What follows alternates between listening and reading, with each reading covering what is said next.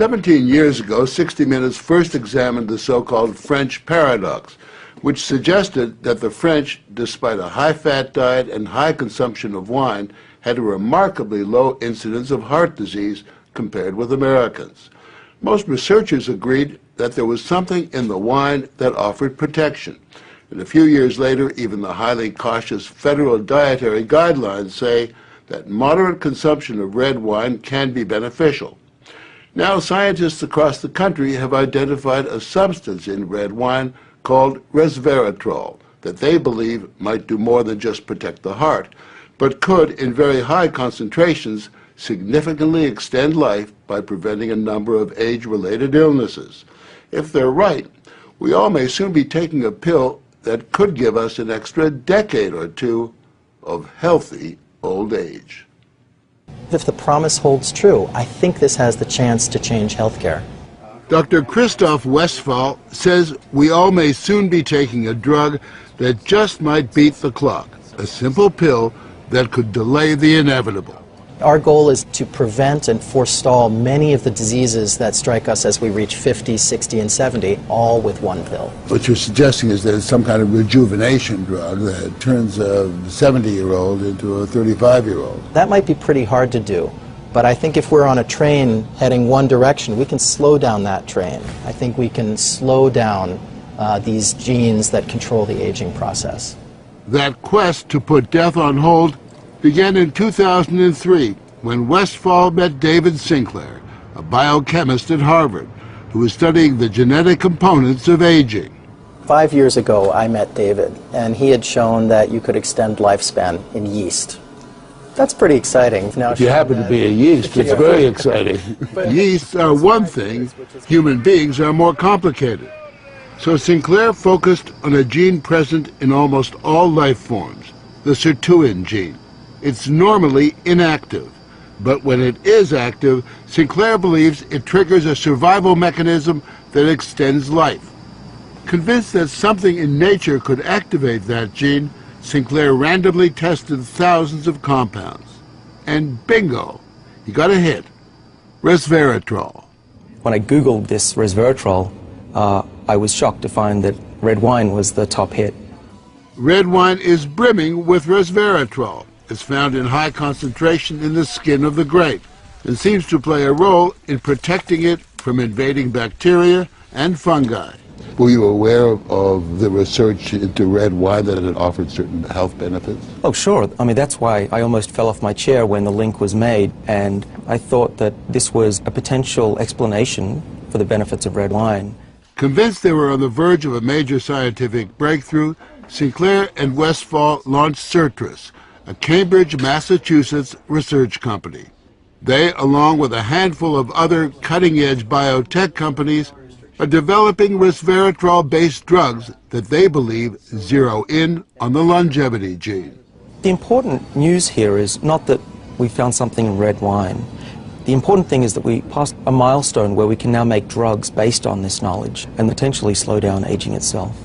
Everyone from plastic surgeons to your friendly snake oil salesman have been promising a ticket to eternal youth for some time.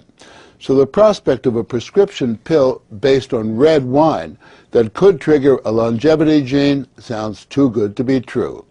And yet, scientists have actually known for years of one surefire way of doing that.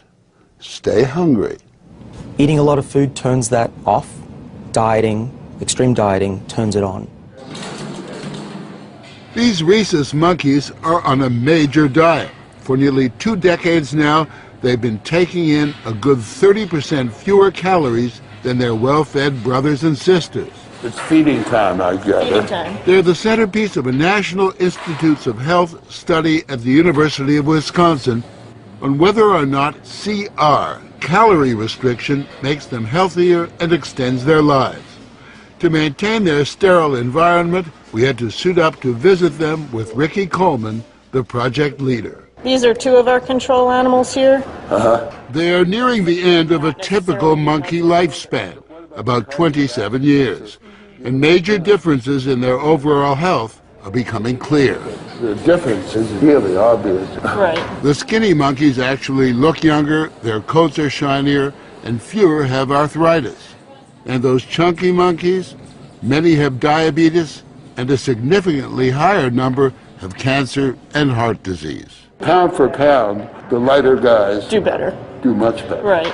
Dr. Richard Weindruck, who heads up the study, believes that calorie restriction turns on these monkeys' genetic survival switch. A hungry life seems to lead to a longer life. There is an emerging survival advantage for the monkeys on caloric restriction, and 50% of the normally fed animals have died, and maybe 25% of those on caloric restriction. That's a pretty remarkable number. Surely those are strong indications that a restricted calorie intake among humans would be extremely beneficial. It appears to support that idea. But our record as humans in staying on diets is pretty miserable. And worsening. So it's a fat chance that we'll all be giving up our passion for greasy junk. We consume tons more calories than we need. But believe it or not, there are some Americans who just revel in their hunger. I basically just have one meal a day. Meet the Skinnies, members of CRS, the Calorie Restriction Society, a group that's been severely restricting their calories for years now. They're also part of a Washington University study to see if humans mimic the monkeys. Does this kind of self-denial make them live longer, healthier lives? We joined them for what they call happy hour. So this is in the spirit of a Bloody Mary.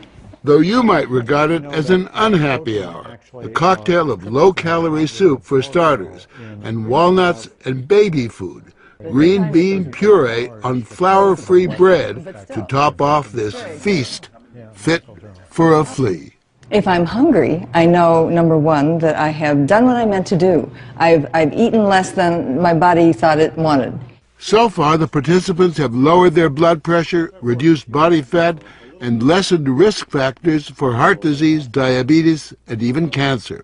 And what's more, to one husband anyway, starvation has its sexy side. To be honest, if you saw her without any clothes, she looked pretty darn good, like a woman of many, many years younger. Their emissaries travel the world, spreading the faith and the word. Hunger turns on the survival gene. I would like to live to be 100. The Skinnies may not die young, but given their diet, they just might die of boredom.